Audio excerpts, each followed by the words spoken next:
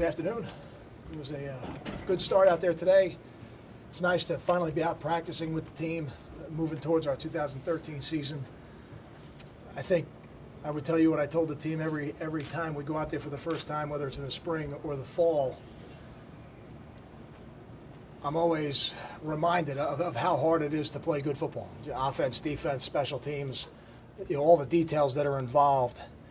And with football not being a game that's played all year round, to just step out there day one and look like you're ready to win Division I football games, it doesn't happen. But in your mind as a coach, you have these high expectations and you're driving the team towards these expectations. And we'll certainly be better by practice 14 and 15 than we are right now. But it's hard to win Division I football games. It's hard to play good football.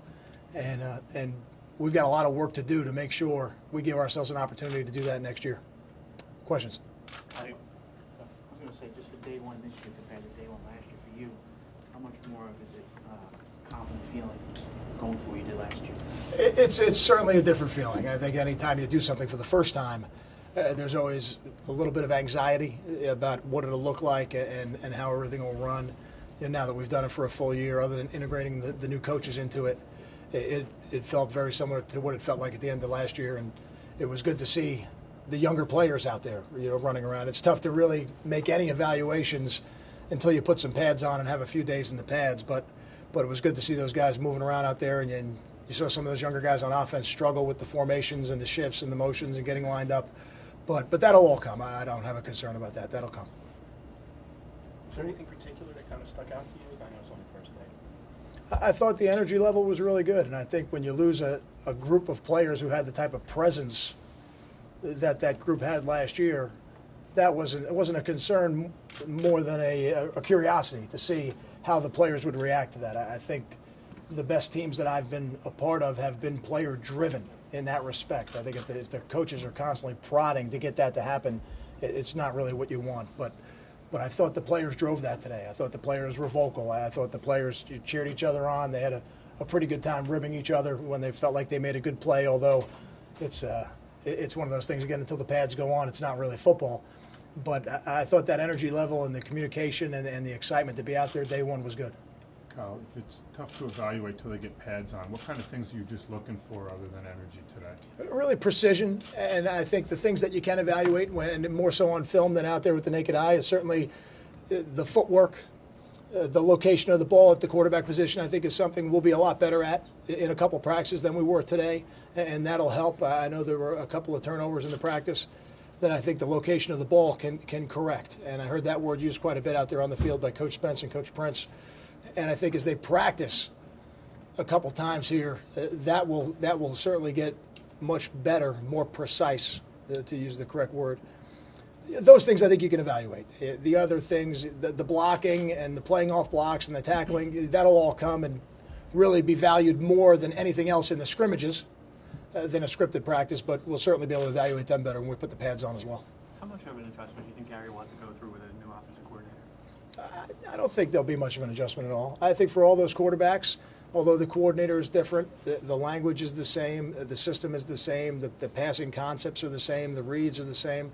I think what will happen is they'll get a feel for what the play caller likes, and the play caller will get a feel for what they like, and they'll meet in the middle a little bit, and that's ultimately what the offense will become. How long does that take, that feel? I think they'll work through that in the spring. I think by the end of the spring they'll have a good idea. Coach Prince will have a good idea of what direction he'll go and how he'll call the games and where he'll take the marriage of the runs and the play actions, and then where does the third down package fit and all the other things that go into playing well on offense.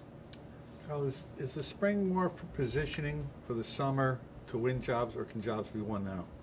I think it's hard to win a job in the spring. I think it is exactly what you said. I think spring puts you in a position to go win the job in the fall.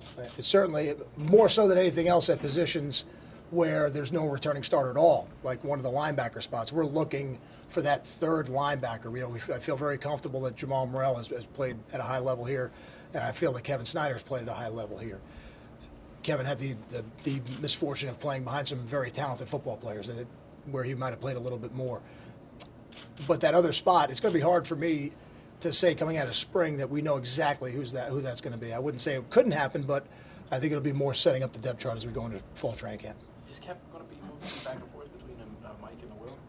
I think he will. I think we'll play him in both places this spring, and what that'll do is give us an opportunity to figure out who is the best third player to get out there, so we can make sure we don't say, okay, who is the best Mike or who is the best Will. Let's find the third best linebacker and get him out there on the field and keep the best players out there.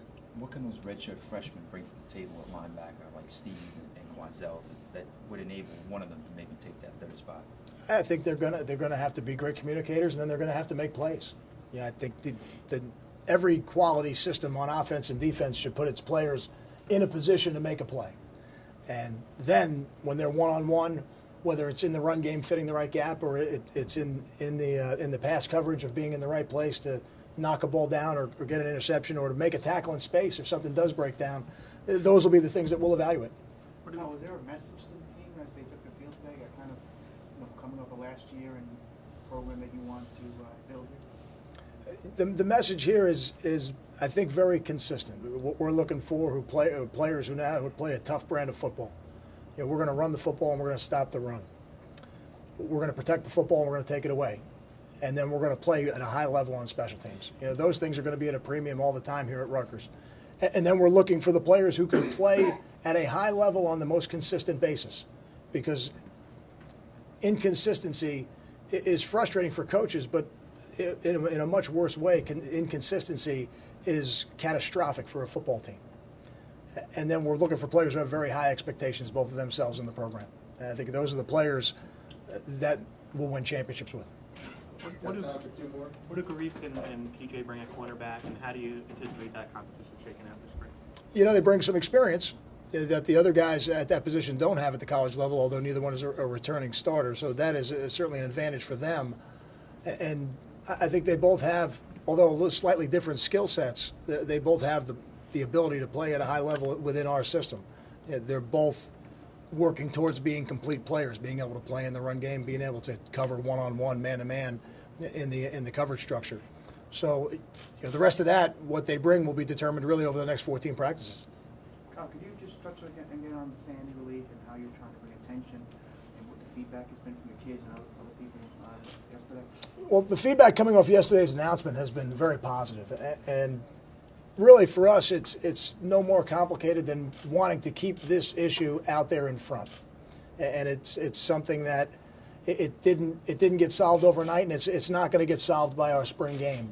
But hopefully what we're doing will bring attention to it, and I know the generosity of the people in the area here, the people that have the ability to give and will give, will help, will be another small way that we can help. And I know there's a lot of people and a lot of places that are trying to do that as well. So hopefully if we can keep the issue out in front, then the people who were affected by that storm, we can make sure that they get what they need.